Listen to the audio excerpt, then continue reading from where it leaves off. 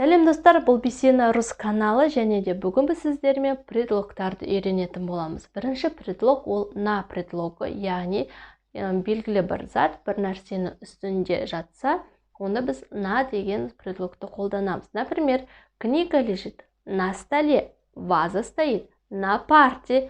На дегеніміз белгілі бір заттың үстінде. Енді керісінше под, яғни наға қарама-қарсы белгілі бір заттың астында жататын болса, онда под. Под столом лежит собака. Столдың астында ит жатыр. Под диваном лежит кошка. Диванның астында мысық жатыр. Келесі ол бізде над. Например, вертолет пролетел над мостом. Вертолет мостың үстінен ұшып өтті. Птичка пролетела над деревом. Құс ағаштың үстінен ұшып өтті.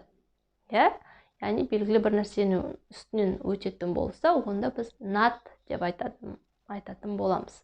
Немесе зайчик прыгает над шляпой. Қоян шляпаның үстінен секіріп жатыр. Ары қарай за. За ол белгілі бір нәрсенің артында. За этой больницей есть садик. Бұл больницаның артында садик бар, балабақша бар. За домом играют дети.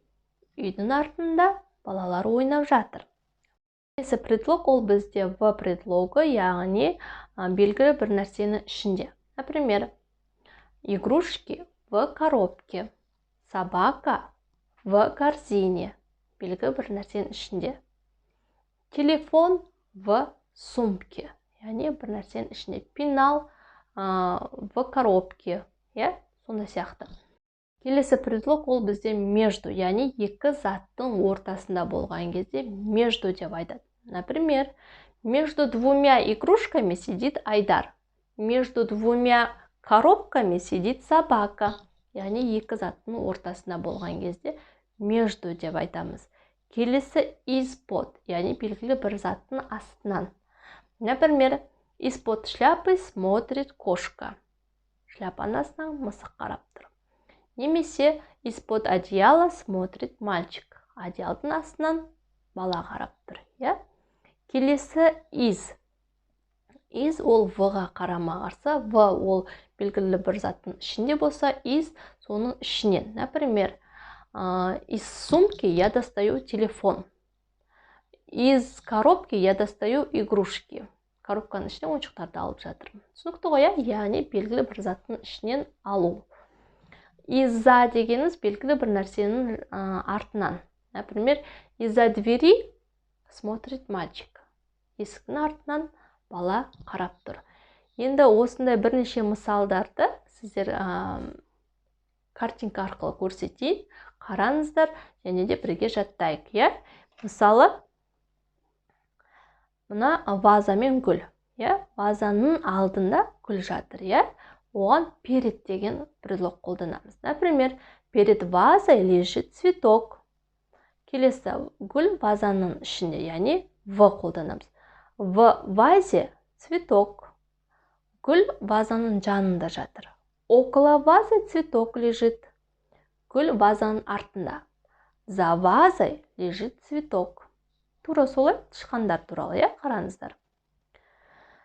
Коробканың ішінде тышқан жатыр. В коробке мышка. На коробке мышка. Коробканың үстінде. Жанында тұрса, около коробки мышка. Тура сол мысық туралы. Егер ішінде болса, в корзине кошка. На столе кошка. Под столом кошка. Бұл жерде екі предлог қосылып тұр. К және от. Яғни, бір нәрсенің жанына бара жатса. К корзине подходит кошка.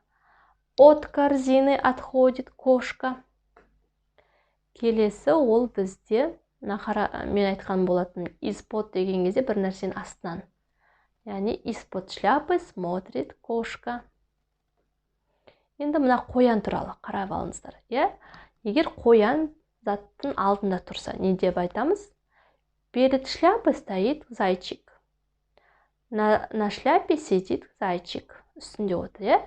Енді үстінен секіріп жатса, Над шляпой прыгает зайчик.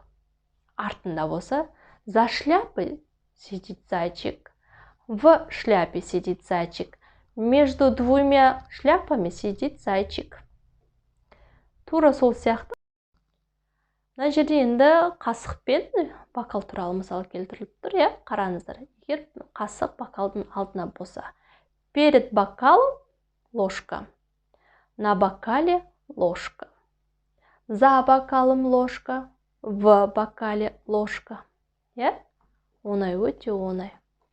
Енді осындай мысалдарды, иә, мына жерде тышқан мен қоян және де ит мысал тұр. Осыны скриншоттап алып, өзіңіз айтып көріңіз. Иә? Егер үстінде болса, мысалы, мына жерде мысық кітаптардың үстінде отырса, не деп айтамыз? Егер жанында тұрса, артында тұрса, не деп айтамыз? Айтып көріңіздер. Сіздер барлығы да үйреніп алды деген ойдамын, сондықтан сіздерге тапсырма, мен үйреткен предлогтарды алып, бірнешеуін комментарийға мысал қылып келтіріп кетіңіздер. Например, в, на, под деген сияқты предлогтарды алып, бір-екі мысалды комментарийға жасай кетіңіздер. Ал мен сіздерді дұрыс еместігін тексерейін. Келесі сабақта кездескенше.